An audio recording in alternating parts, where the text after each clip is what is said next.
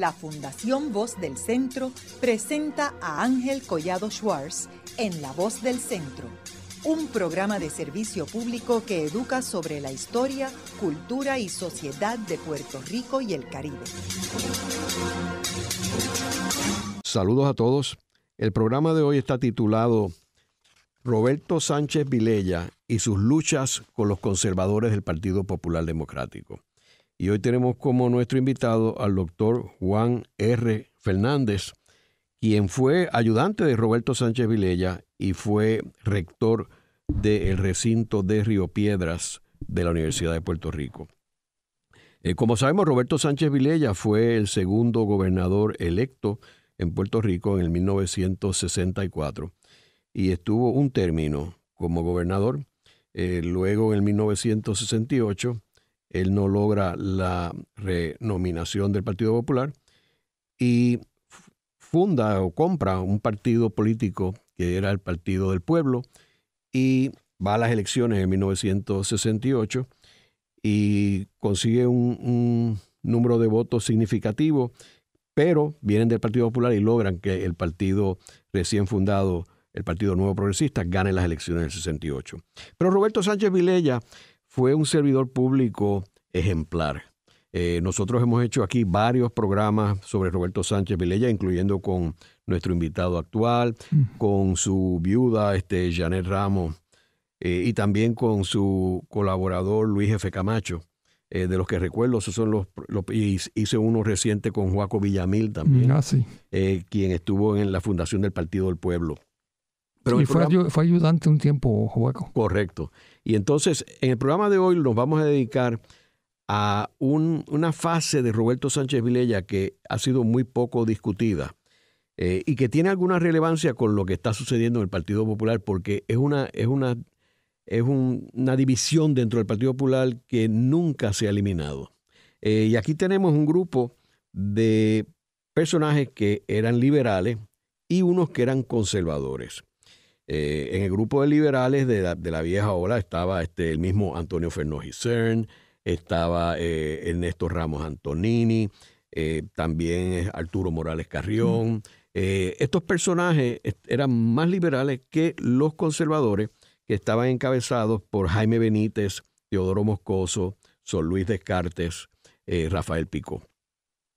Entonces, Juan, me gustaría que habláramos. Primero, vamos a situarnos en el periodo de 1958, 59, 60. En ese periodo vemos que el presidente de Estados Unidos era Dwight D. Eisenhower, y es un periodo bien interesante porque Eisenhower, y como yo acabo de mencionar y entro en detalles en un libro que acabo de publicar titulado Eisenhower y el Caribe, Muñoz Marín, Castro y Trujillo, Eisenhower había respaldado la independencia para Puerto Rico, no solamente en términos que lo había dicho oficialmente en las Naciones Unidas de que él respaldaría la independencia si Puerto Rico, la legislatura de Puerto Rico la solicitara, pero como yo presento en mi libro, hay una cantidad de datos y de evidencia de que él tras bastidores estuvo explorando esa alternativa con su gente de su gobierno. Esa alternativa, obviamente, el grupo conservador que acabo de mencionar no la favorecía, el grupo liberal simpatizaba con esto.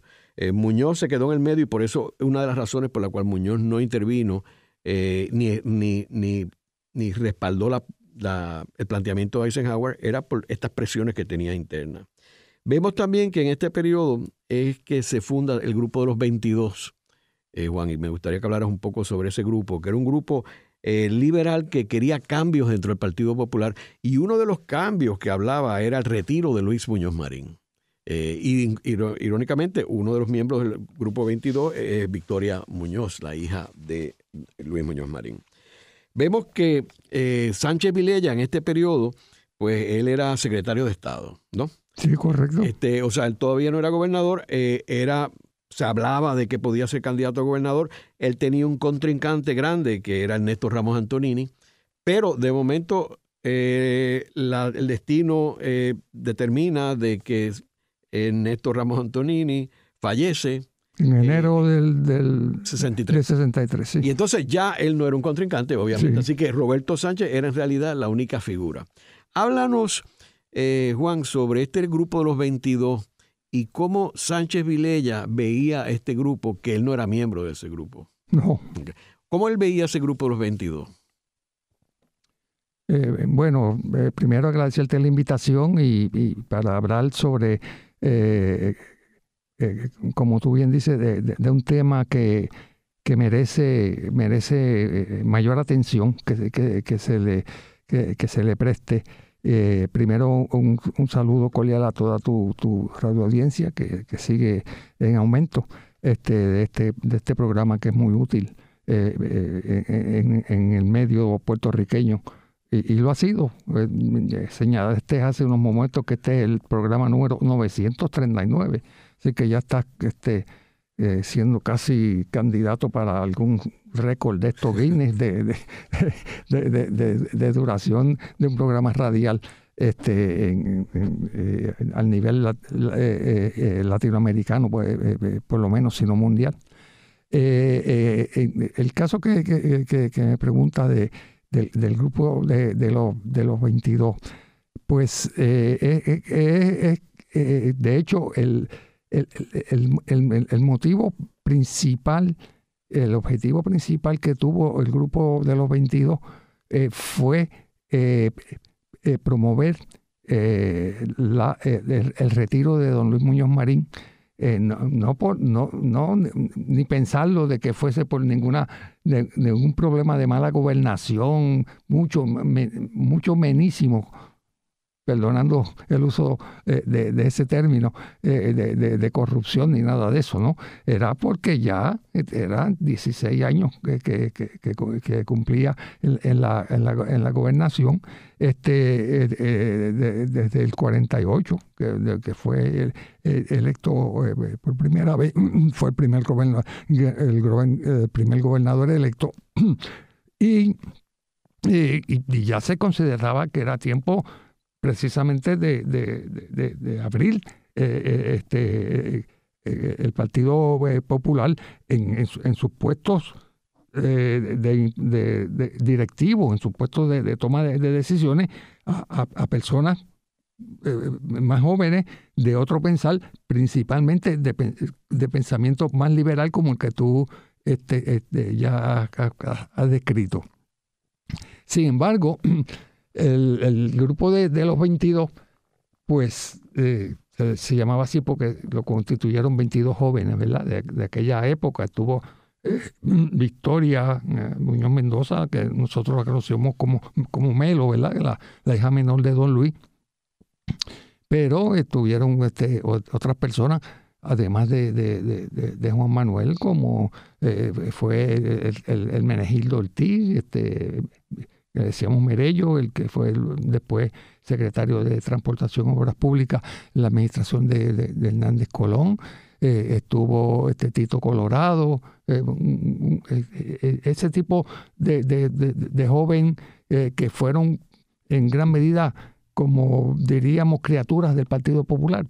Muchos de ellos pudieron estudiar gracias a las becas que proveyó el partido y gracias a una universidad grandemente mejorada bajo la dirección de don Jaime Benítez, que fue nombrado rector en el 1942. O sea, esa era fue una época en que las personas, los grandes líderes, como que no se acababan, como que parecían ser. Yo recuerdo de niño que para mí, tú me decías a mí, para salirnos del ámbito de Puerto Rico, ¿verdad?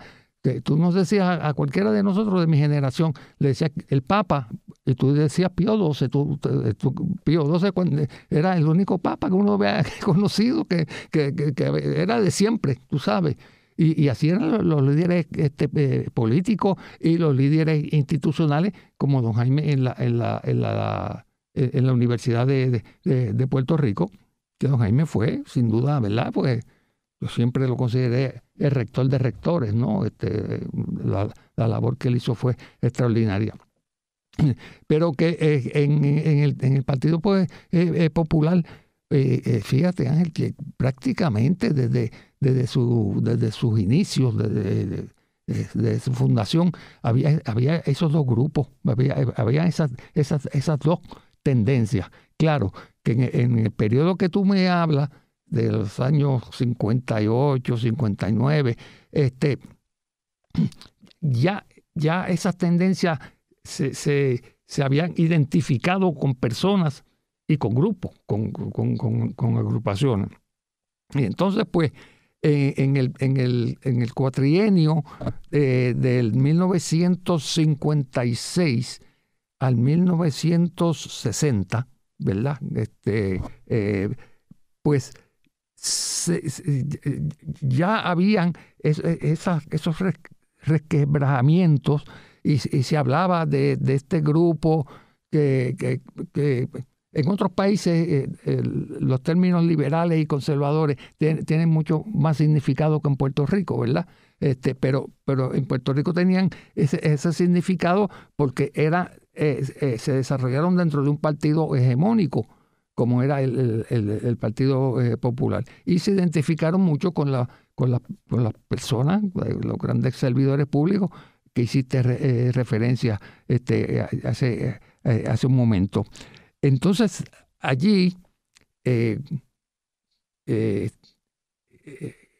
ahí tú, en ese grupo, tú mencionas solamente administradores, pero también esa división la había a nivel político, en el liderato político, senadores, representantes, alcaldes, ¿verdad? Que se identificaban con uno y otro. Por ejemplo, Negrón López era parte de este grupo. Senador, ¿verdad? Y era portavoz de la mayoría. Bueno, fue portavoz de la mayoría en el Senado. Sí. Don Luis Negrón López, su primer cuatrenio en la política en Puerto Rico, él fue representante por el distrito de allá de Sabana Grande, de donde él era, pero después pasó al Senado, y yo te digo que pues mi experiencia, y la experiencia de todos los que predicaron con él, era que en aquellos años Negrón era el líder del Senado, pero de un control extraordinario, como era comparable al control que tenía Muñoz en el partido completo, pues lo tenía Negrón en el Senado. Ahora, Juan, volviendo a la pregunta en términos de cómo Sánchez Vilella podía manejar el hecho de simpatizar con el grupo de los 22 y a la misma vez ser parte importante del gobierno de Muñoz Marín, porque era su principal mano derecha y secretario de Estado. ¿Cómo él podía armonizar esos dos aspectos? Eso fue una constante en la vida de don Roberto Sánchez Vilella. O sea, no fue en la brega con los 22 solamente, sino que él, ya uno viendo las cosas al pasar de los años, ¿verdad? Y teniendo la ventaja de una biografía de él que publicó la licenciada Celina Romaní. Y yo hice un programa aquí con ella sobre por eso, y don Roberto le fue muy franco a ella, ya él estaba retirado, él a la vuelta de dos años o 2 años y medio después de que terminó ese trabajo de su biografía con Celina, pues falleció. Pero el otro día yo escuché a un joven, a la edad que yo tengo ahora, yo le digo joven a todo el mundo, que está es uno de los analistas radiales en esta misma emisora, ¿no? En WKQ, hizo una referencia a don Roberto Sánchez Vilella de que cuando él era estudiante, pues lo iba a ver para preparar los trabajos de investigación, y don Roberto que le dijo en una conversación a él, y él lo dijo así muy de pasada, ¿verdad? Que él pues había tenido éxito en su gestión en el Partido Popular porque había podido mantener esa actitud de de neutralidad o de aparente neutralidad para bregar con los dos grupos, aunque él era ciertamente en su pensamiento y en las ideas que él tenía para Puerto Rico del grupo liberal, ¿no? Del grupo que pensaba que Puerto Rico necesitaba una mejor relación con los Estados Unidos que la que se había conseguido en el 1952 cuando se trabajó la Constitución del Estado Libre Asociado. Así que antes de los 22 se había existido el grupo que se llamó de la Juventud del Partido Popular Democrático. El único presidente que tuvo la Juventud fue Luis F. Camacho, que participó aquí en el programa y tú lo entrevistaste en más de una ocasión. Pues él era de esa juventud. Luis no fue de los 22. Había sido de la juventud. Y eso tomaría un programa, ver lo que pasó con la juventud del Partido Popular, porque se identificó a Ernesto Ramos Antonini como el propulsor, el líder de ese partido, y se le acusaba o se le implicaba a él que las ambiciones de ser el sucesor de Muñoz Marín. Y por lo tanto, pues, la juventud popular, pues, se identificó de esa manera con don Ernesto. Y don Ernesto, cuando comenzó todo aquel movimiento, que eso fue en los años que me mencionaste, antes de los 22, de que la juventud popular, pues político número, yo diría, no le diría a Ramos Antonini yo el político número 2 del Partido Popular, yo le diría el político 1B. ¿Ves? Estaba uno, aquel don Luis era el A, pero el B. Y él se la ingenió para trabajar con la juventud que se estaba estableciendo para el año 59, fue eso, 59, sí, fue antes de las elecciones del 60, para el 60.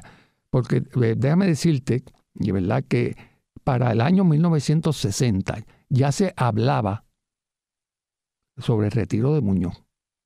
Se hablaba, pues, bien calladito, y eso lo vine yo a saber mucho después, ¿verdad? Pero ya se consideraba, y don Luis creía en eso, ¿no? Y entonces ahí es que se inserta la juventud, la juventud se estructura, se estructuró para toda la isla, ¿verdad? Pero Ramos se las ingenia para que Luis Camacho, que estaba estudiando en Estados Unidos, Luis no estaba en política cuando joven, ¿no?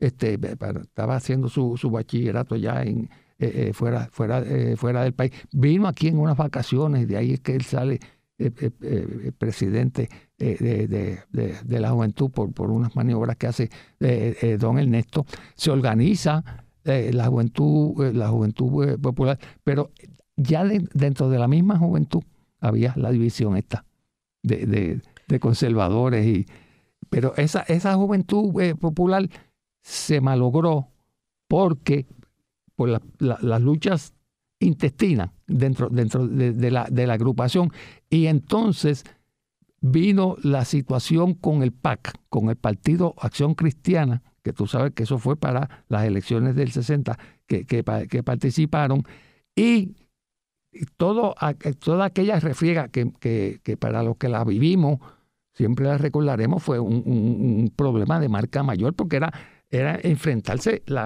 el líder, el Muñoz, el Partido Popular, el partido hegemónico, con la Iglesia Católica.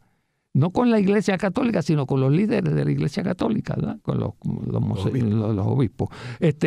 Y entonces caí en esa refriega y la juventud popular lo que se convirtió fue en un instrumento, ¿verdad?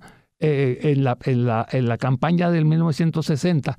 Y cuando digo en un instrumento, pues lo que quiero decir era que lo que servían era de avanzada para ir a preparar los mítines, porque entonces así era que se hacía la política, ¿verdad? Pero en la cuestión de programa, de política pública, etcétera, fue muy poco lo que pudieron hacer, por no decir nada. Y entonces, pues, una vez que pasan las elecciones, pues decayó la juventud hasta que con el fallecimiento de don Ernesto Ramón Tonini, pues se elimina, ¿no? Y ahí hay un hiato de 1 o 2 años para el 61, 62, y ahí es que aparece entonces los 22, liderado por Juan Manuel García Pasalacua, tu amigo de siempre, ¿verdad? Y yo sé de la estrecha amistad que ustedes tuvieron. Así que yo creo que tú fuiste de las personas que mejor conociste a Juan Manuel, que mejor supiste bregar con él. Así que... Ahora, Juan, una vez ya fallece Ramos. Quiero mencionar que yo he escrito sobre esto basado en algunos datos que he encontrado, investigaciones, que Luis Muñoz Marín consideró en un momento dado retirarse de correr en el 60. Sí. Y la razón principal que él sabía que no podía hacerlo era por el reto del Partido Acción Cristiana. Él sabía que él tenía que dirigir esa batalla, que era una batalla campal contra la iglesia y la estructura. Tenemos que ver que en ese momento la mayoría de los puertorriqueños eran católicos. Correcto, que no es como la situación correcto. Ahora, que hay una cantidad de religiones aquí. En aquel tiempo no era así. No era así. Porque venía de los tiempos españoles, que no había separación de iglesia y Estado, etcétera. Sí. Ahora, luego que fallece Ramos Antonini, que Muñoz decide ya que no va a correr en el 64 y selecciona, por eso decían de dedo, a Sánchez Vilella como sucesor. Obviamente era imposible que Sánchez no ganara las elecciones. Y entonces, una vez Sánchez llega a la gobernación, yo creo que ahí empieza él a tomar unas decisiones de nombrar liberales a su gobierno, encabezados por Juan Manuel García Pasalacua, como estamos hablando, que él lo nombra ayudante. Y entonces también tenemos que ver que han entrado unas figuras en la legislatura que son liberales. Uno, Luis F. Camacho, que era uno de los legisladores más jóvenes de la Cámara de Representantes. También Severo Colbert, Muñoz lo había seleccionado a sustituir a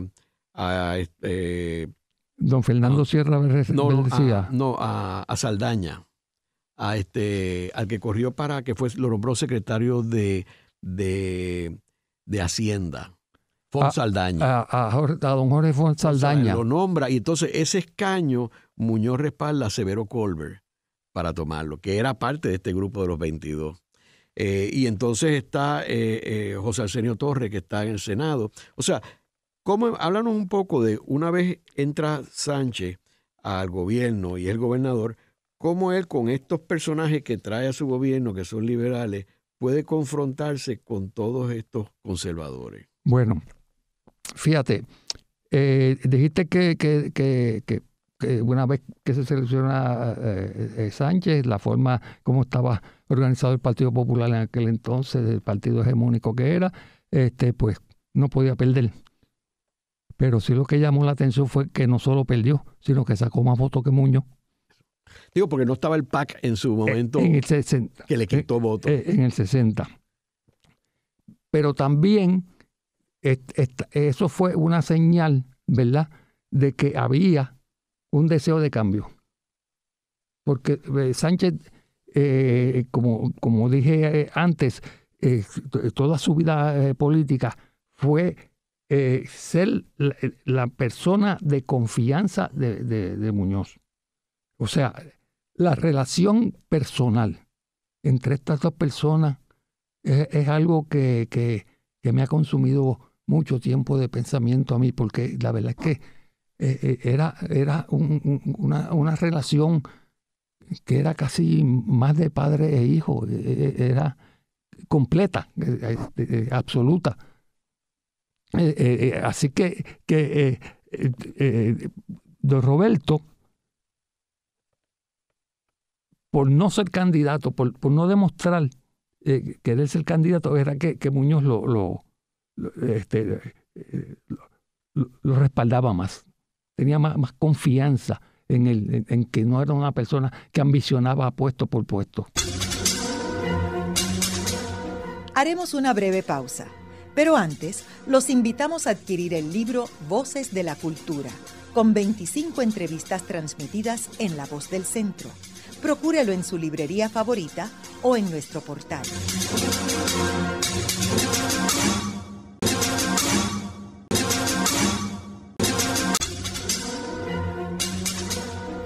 Continuamos con la parte final de La Voz del Centro con Ángel Collado Schwartz. Pueden enviarnos sus comentarios a través de nuestro portal www.vozdelcentro.org. Continuamos con el programa de hoy titulado Roberto Sánchez Vilella y sus luchas con los conservadores del Partido Popular Democrático. Hoy con nuestro invitado, el doctor Juan R. Fernández, quien fue ayudante de Sánchez Vilella y rector del recinto de Río Piedras de la Universidad de Puerto Rico. En el segmento anterior estuvimos hablando de cómo el Partido Popular estaba y continúa dividido en dos grupos, un ala liberal y un ala conservadora.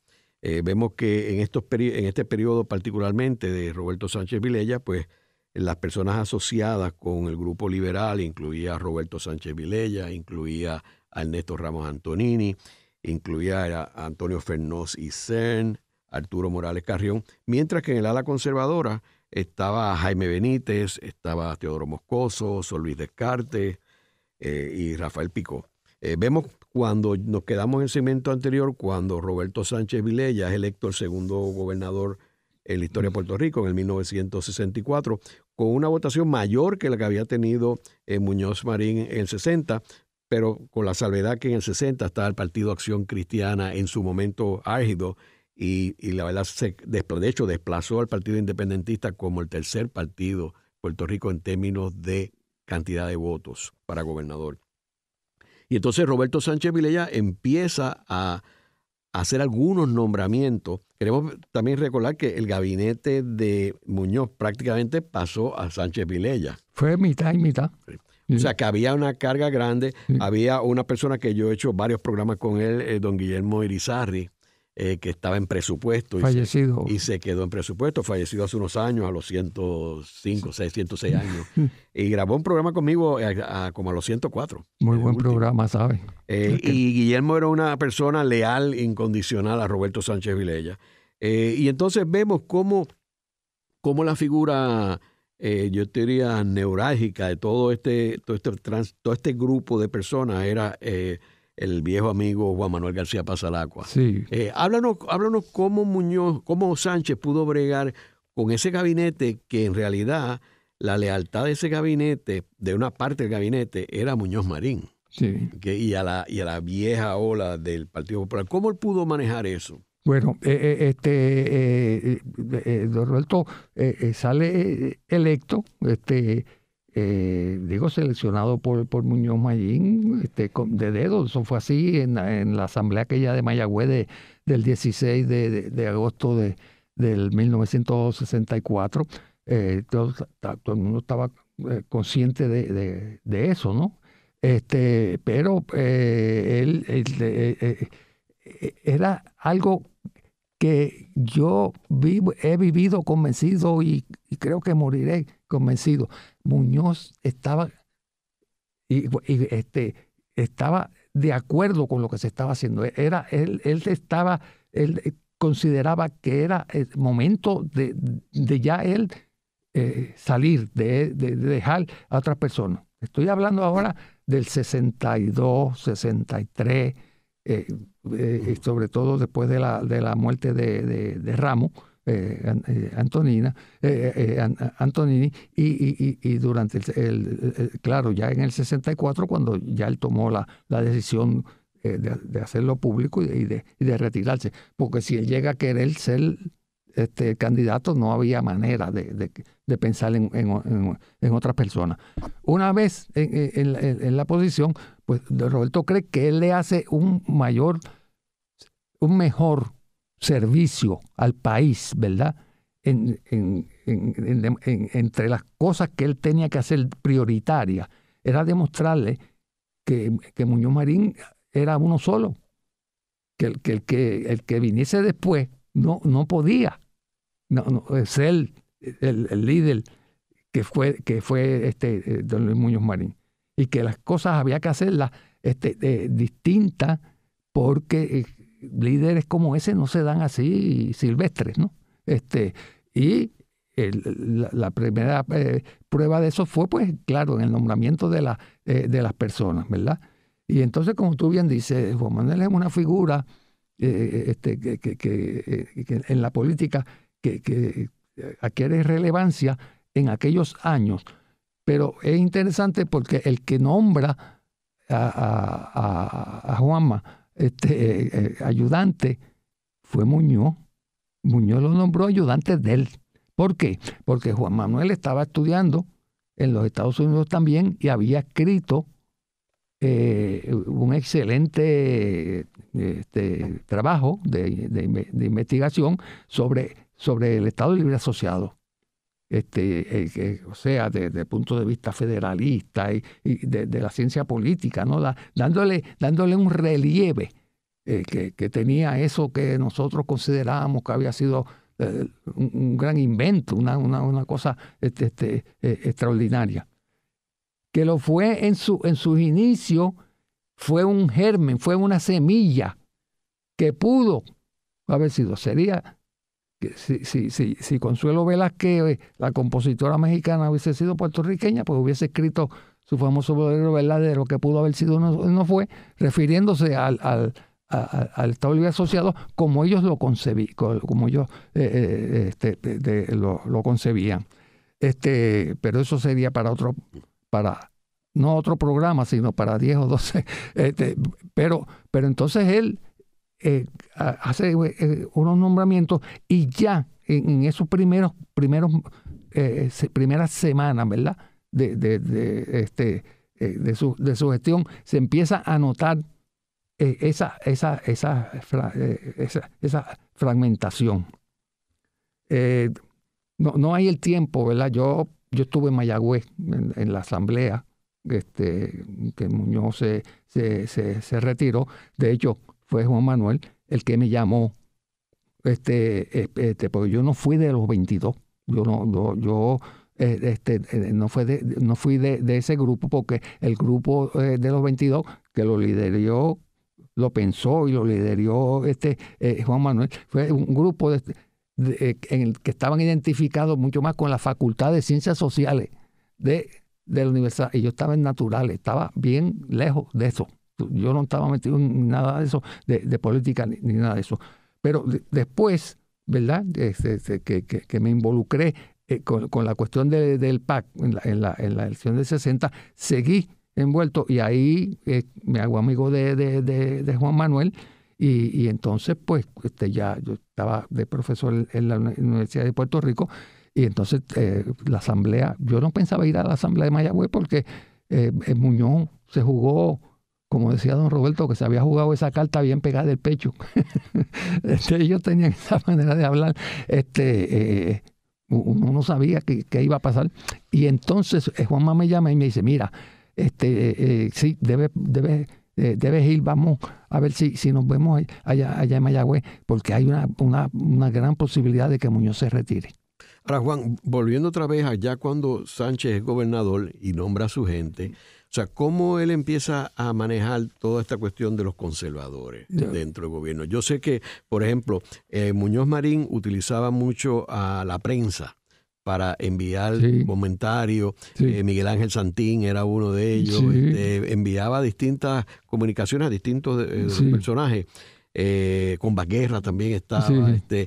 Y entonces yo recuerdo que él orquestra el retiro de Irán Cancio como secretario de Justicia a un nombramiento al Tribunal Federal. Y entonces ahí es que entra Rafael Hernández Colón como secretario de Justicia. ¿Tú recuerdas algo de esa movida? Bueno, cuando don Roberto dejó a Irán Cancio como secretario de Justicia. Sí, pero después...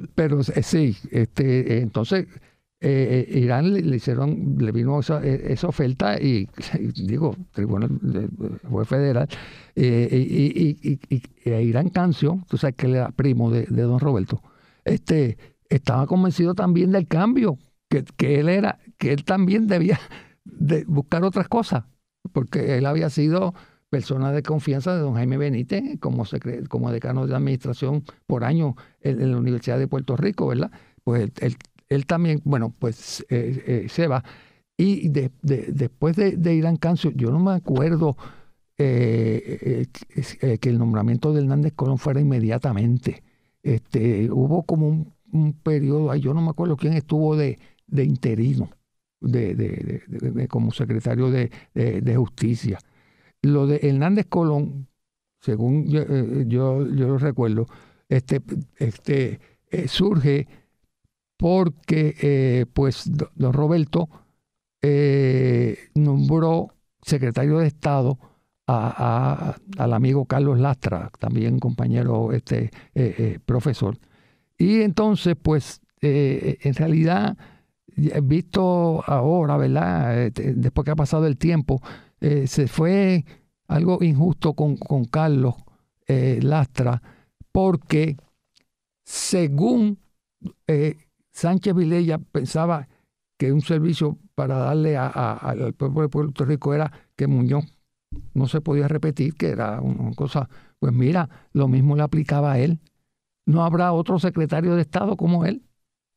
Tú sabes, la relación que había entre ellos dos y de confianza y de tantos años, etcétera, y de que era la persona que corría el gobierno, efectivamente era don Roberto, desde la Secretaría de Estado. Juan, lo de Rafael Hernández Colón es porque lo que decía la prensa es que Muñoz había orquestado todo esto y nombrar a Hernández Colón para sustituir a Cancio. De hecho, fue inmediato. O sea, Irán Cancio termina el 31 de agosto del 65.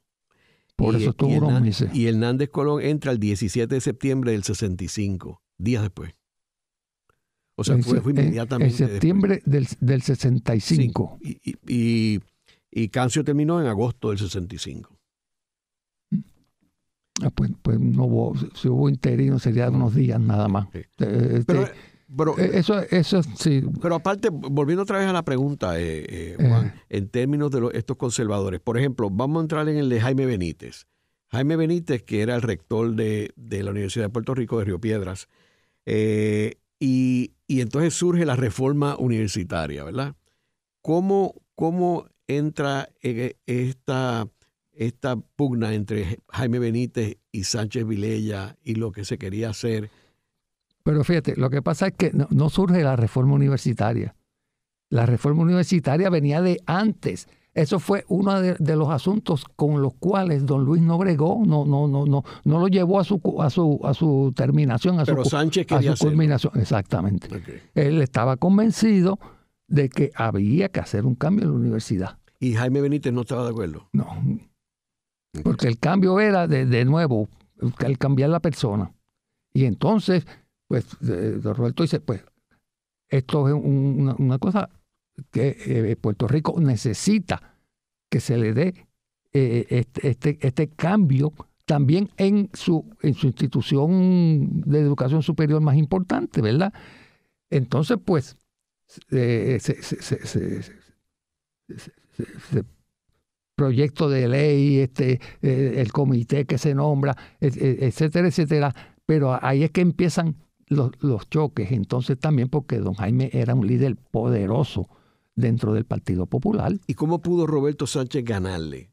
Porque se aprobó la reforma universitaria del 66, ¿verdad? Sí, o sea... y ahí se crea la presidencia, ¿verdad? Y se crean los rectores. Hubo que hacerle unos cambios al proyecto de ley que se había trabajado, ¿verdad?, para dar a la universidad, para darle más participación a los estudiantes y al personal docente, ¿verdad?, que la que se tenía durante la gestión de don Jaime, pues hubo que hacerle muchísimos cambios porque ya se estaba empezando a aglutinar el grupo que se vino a llamar los Jíbaros de Negrón.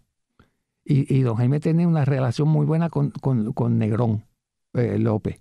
Y entonces, pues, aquel proyecto de ley no iba a pasar más nunca en el Senado con Negrón allí. Y ahí es que él tiene que bregar con aquello, y ahí es que nosotros nos damos cuenta de que ya hay una oposición en la legislatura que está organizada. Y claro, en la legislatura, don Roberto tenía, ya tú mencionaste a los legisladores que estaban muy identificados con él, por lo menos en aquel momento, que estaba Severo Colbert, que estaba José Arsenio Torres, estaba Pedro Roberto Rivera, Camacho. Estaba Luis Camacho en la Cámara, ¿no?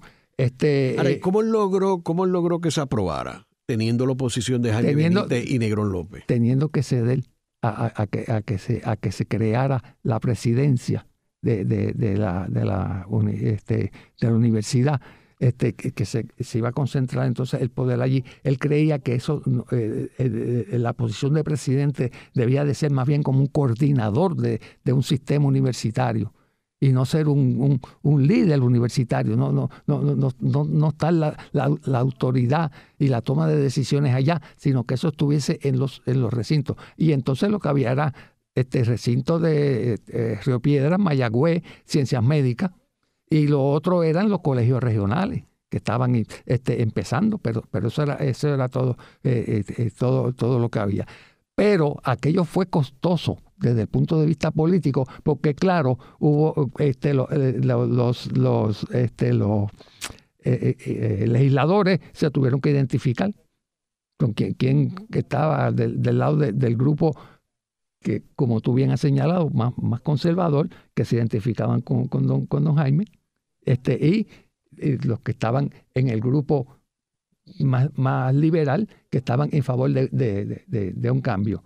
Se aprueba se tiene que llegar a unos acuerdos y se enmienda la ley para satisfacer unas condiciones que puso Negrón López, hasta el punto, Ángel, que bueno, ya esto se puede decir, ¿verdad? Yo creo, yo estaba allí ya, ¿ves? Yo llegué como el 15 de enero del 65, que él me nombró, pero ese es otro cuento, u otra historia, como usted quiera ver. Pero él, yo creo que la firmó fuera de tiempo, que tú sabes que hay un periodo de 30 días que tiene el gobernador para firmar el proyecto de ley que le envían de la legislatura, y entonces no lo quería firmar. Y tuvimos que casi forzar a Sánchez Vilella a decirle, pero mire, algo es más que nada, empezar por ahí, qué sé yo cuánto. Y así fue que se firmó ese proyecto de ley. Pero fue costosísimo desde el punto de vista político, aunque estaba bregando con la universidad. Fue una confrontación inicial de las dos fuerzas, ¿no? Y ya ahí se sabía que la cosa había que bregarla de otra manera. Don Luis no participó en aquello. Él se mantuvo separado. Otro de los issues que eran controversiales entre los grupos era el elemento de cultura. porque para este grupo de conservadores no había cultura puertorriqueña y ellos hablaban del occidentalismo, etcétera. Y obviamente el ala liberal, que Muñoz los había complacido con la creación del Instituto de Cultura Puertorriqueña, que había estado Trías Monge, Pricarlo Alegría, o sea, todo un grupo de Moral Carrión mismo también. O sea que esa era otra lucha que estaba ahí, sí, entre los conservadores y los liberales. La otra, la cuestión del estatus, como mencioné, o sea que estos creían más en acercarse a Estados Unidos, el voto presidencial, etcétera. Y entonces este otro grupo no, este grupo estaba más inclinado hacia los soberanistas, soberanía para Puerto Rico. Y ahí que viene que simpatizaban con la idea de Eisenhower, de empujar a Puerto Rico en la dirección hacia un Filipinas, sí, y no hacia un Hawái o Alaska. Y entonces hay otro elemento también que es el económico, porque este grupo también creía mucho en la inversión de capital extranjero. Que es curioso porque estos personajes habían sido influenciados por Tocqueville, y Tocqueville no creía en la inversión extranjera que fuera solamente extranjera. Él creía que debería ser complementada con inversionistas locales, porque Tocqueville decía que los inversionistas extranjeros mañana no les conviene y se van. Sí. Y había que tener gente que estuviera comprometido con Puerto Rico. ¿Tú recuerdas algo en términos de estas luchas de Roberto con estos grupos? Bueno, eso ahí tú pintaste casi el rompecabezas completo en sus partes fundamentales, ¿verdad?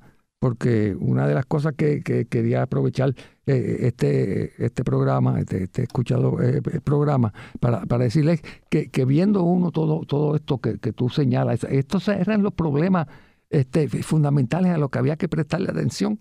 Y tú te lees lo que pasó allí, ves en los periódicos de la época, y la pelea era que si los jíbaros de Negrón, que si el alcalde tal se había dicho tal cosa del gobernador o había dicho tal cosa de Negrón López. La cosa pequeña, la cosa, cuando ahí habían unas mentes, ¿verdad? Que tenían una idea de Puerto Rico de cambio que había que hacer en aquel momento, que se malogró por este tipo de lucha, que mira, nos encaminó en lo que y llegamos a donde estamos. Tú sabes que la verdad es que se le estruja el corazón a cualquiera, ¿verdad? Porque digo, caramba, la oportunidad que hubo allí de hacer cosas. Y había hasta un presidente que se pudo haber trabajado de otra manera. Pero si tú vas a Estados Unidos y lo que ellos leen de Puerto Rico es de que están luchando por quién va a ser candidato en las próximas elecciones y qué sé yo cuánto, pues tú sabes, no se logró lo que Muñoz sí había logrado anteriormente, porque la cosa del Estado Libre Asociado que se logró en el 52, Puerto Rico fue el primer país que fue, entre comillas, descolonizado. En aquella época nos creíamos nosotros que nos habíamos descolonizado, pero de buena fe, bueno, lo menos yo me lo creí, yo viví engañado por mucho tiempo, hasta que no hay cosa que te da más duro que la realidad. Y entonces cuando tú te das cuenta de lo que pasó, y digo, bueno, porque no se hizo lo que había que hacer, tú te ves los mensajes de Muñoz iban por esa ruta, pero que entonces Muñoz tiene que empezar a recoger un poco su mensaje en la parte que se identificaba más con los liberales, como tú lo has llamado, porque veía que esto se le podía romper, como efectivamente se rompió. Y entonces, pues, don Roberto tuvo que bregar con eso. Eso fue una labor de orfebre, de artesano de alto nivel. Después que han surgido, que uno ha tenido acceso a todo, en realidad a todo lo que pasó. Mira, un libro que yo recomiendo es este estudio que hicieron unos compañeros profesores sobre el proyecto de explotación minera en Puerto Rico. Tú te tienes que recordar de esto. Esto fue del 62, empezó con Muñoz hasta el 68. Y esto que han hecho Jorge Colón Rivera, Félix Córdoba y José Córdoba Iturregui, ambos, ¿verdad?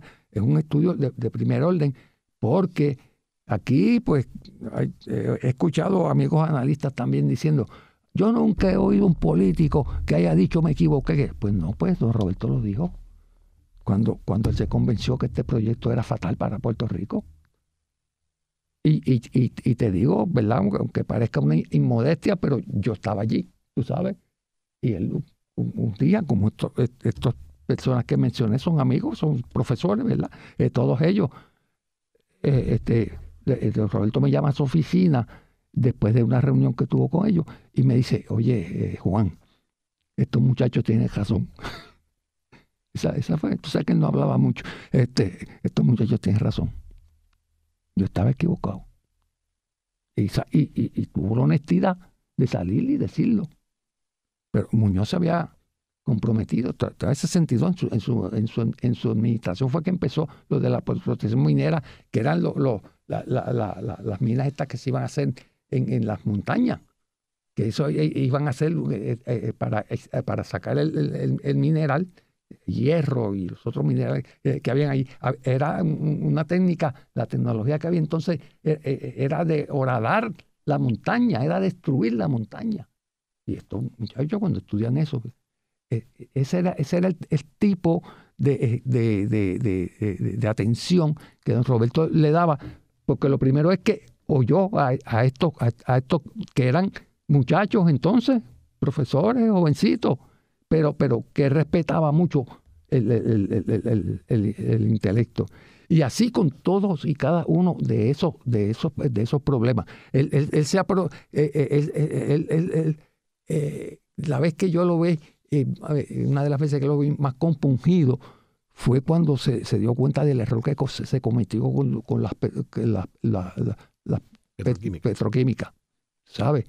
Que me acuerda, porque yo leí sobre Kennedy cuando lo de Cuba y la Bahía Cochino y todo aquello, entonces pues ese tipo de cambio se malogró. En el programa de hoy hemos discutido las luchas que tuvo Roberto Sánchez Vilella con los conservadores del Partido Popular.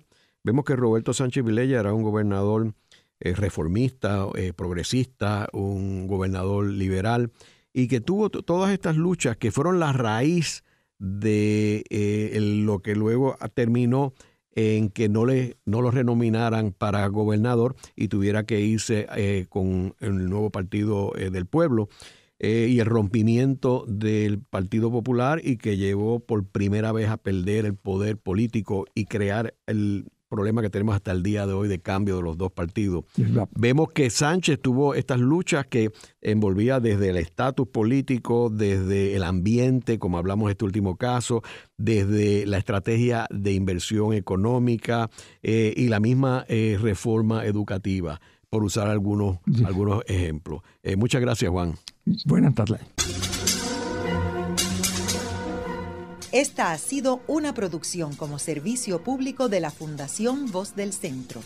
Los invitamos a sintonizarnos la próxima semana a la misma hora.